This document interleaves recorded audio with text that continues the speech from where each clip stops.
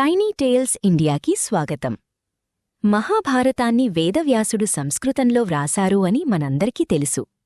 ఈ గ్రంథాన్ని తెలుగులోకి అనువదించిన కవులు నన్నయ, తిక్కన, ఎర్రన. వీరినే కవిత్రయం అంటారు. వీరు ముగ్గురూ వేరువేరు కాలాలలో జీవించిన మహాభారత తెలుగు రచనను పూర్తిచేసి తెలుగు సాహిత్యానికి అమూల్యమైన సేవ చేశారు. మహాభారతాన్ని తెలుగులో అనువదించిన కవిత్రయంలో మొదటివాడు నన్నయ. ఈయన పూర్తిపేరు నన్నయ భట్టాచార్య. ఈయన ఆదికవి అని పేరు పొందారు. నన్నయ 11వ శతాబ్దానికి చెందినవారు. నన్నయ తూర్పు చాళుక్య వంశానికి చెందిన వేంగిదేశానికి రాజైన రాజరాజ నరేంద్రుని ఆస్థానకవి. రాజరాజ నరేంద్రుని ప్రోత్సాహంతో నన్నయ మహాభారత తెలుగు అనువాదాన్ని ప్రారంభించారు. త్రిమూర్తులను స్తుతించే సంస్కృత శ్లోకముతో నన్నయ ఆంధ్ర మహాభారత రచనకు శ్రీకారం చుట్టాడు. భారతంలో నన్నయ రచించిన ఒకే ఒక్క సంస్కృత శ్లోకం ఇది.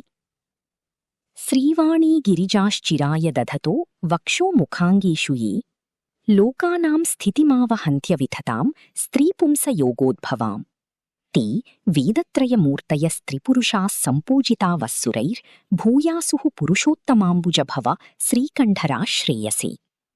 అంటే లక్ష్మీ సరస్వతీ పార్వతులను వక్షస్థలమునందును ముఖమునందును శరీరమునందును ధరించి లోకములను పాలించువారును వేదమూర్తులను దేవపూజ్యులను పురుషోత్తములను అగు విష్ణువు బ్రహ్మ శివుడు మీకు శ్రేయస్సు కూర్తురుగాక. నన్నయ ఆదిపర్వము సభాపర్వము రచించి అరణ్యపర్వము కొంతవరకీ వ్రాసి మరణించారు. నన్నయ సంస్కృతంలో తొలి తెలుగు వ్యాకరణ గ్రంథమైన ఆంధ్రశబ్ద చింతామణి రచించారు.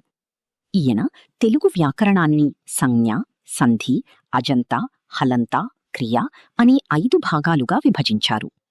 ఆదికవిగానే కాక శబ్దశాసనుడు, వాగనుశాసనుడు అన్న పేర్లతో కూడా ఆయన ప్రఖ్యాతుడయ్యారు. కవిత్రయంలో రెండవవారు తిక్కన. ఈయన 13వ శతాబ్దానికి చెందినవారు. తిక్కన పూర్తిపేరు తిక్కన సోమయాజి. ఈయన తల్లిదండ్రులు కొమ్మన, అన్నమ్మలు. తిక్కన నెల్లూరును రాజధానిగా చేసుకుని పరిపాలించిన మనుమసిద్ధి ఆస్థానంలో మహామంత్రిగా ఉండేవారు. నన్నయ అసంపూర్ణంగా వదిలేసిన అరణ్యపర్వాన్ని అలాగే ఉంచి విరాటపర్వం నుండి స్వర్గారోహణ పర్వం వరకు మిగిలిన 15 పర్వాలను తిక్కన వ్రాశారు. ఈయన మహాభారత రచనకు ఉపక్రమించే ముందు సోమయాగం చేసి పునీతుడయ్యి అప్పుడు భారతరచన మొదలుపెట్టారు. ఆయన రచనాశైలి ప్రత్యేకత ఏమిటంటే అది చాలా వరకు తెలుగులో ఉంటుంది. తిక్కన మంచి కవి మాత్రమే కాదు, ఆయన మంచి రాజకీయ చతురత కలవారు.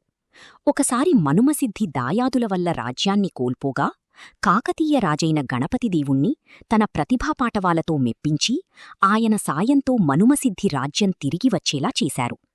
తిక్కన కాలంలో శివకేశవుల భక్తులలో భేదాభిప్రాయాలు చాలా ఎక్కువగా ఉండేవి. సమాజం అల్లకల్లోలంగా ఉండేది. ఈ భేదాలు తొలగిపోవాలనే ఉద్దేశంతో తిక్కనగారు హరిహరనాథుడనే దేవుణ్ణి సృష్టించి తాను రాసిన మహాభారత గ్రంథాన్ని ఆయనకే అంకితమిచ్చాడు. తిక్కన నిర్వచనోత్తర రామాయణం మరియు విజయసేనము అనే గ్రంథాలను కూడా రచించారు.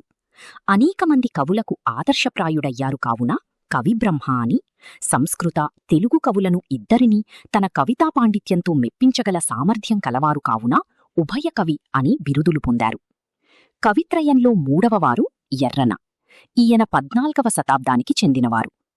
ఎర్రన 14వ శతాబ్దములో రెడ్డి వంశమును స్థాపించిన ప్రోలయ వేమారెడ్డి ఆస్థానంలో ఆస్థానకవిగా ఉండేవారు. ఈయన తల్లిదండ్రులు పోతమాంబ, సూరణ. ఎర్రనను ఎల్లాప్రగడ లేదా ఎర్రాప్రగడ అని కూడా పిలుస్తారు. నన్నయ అసంపూర్ణంగా వదిలేసిన అరణ్యకాండను ఎర్రన పూర్తిచేశారు. దీని ద్వారా ఆయన 2 శతాబ్దాలుగా అసంపూర్ణంగా మిగిలిపోయిన తెలుగు మహాభారత గ్రంథాన్ని పూర్తి చేయగలిగారు. ఈయన హరివంశము, రామాయణములను సంస్కృతం నుండి అనువదించి ప్రోలయ వేమారెడ్డి రాజుకు అంకితం చేశారు. నృసింహపురాణము ఈయన స్వంత రచన. ఈయన ప్రబంధ పరమేశ్వర మరియు శంభుదాసు బిరుదులతో గౌరవించబడ్డారు.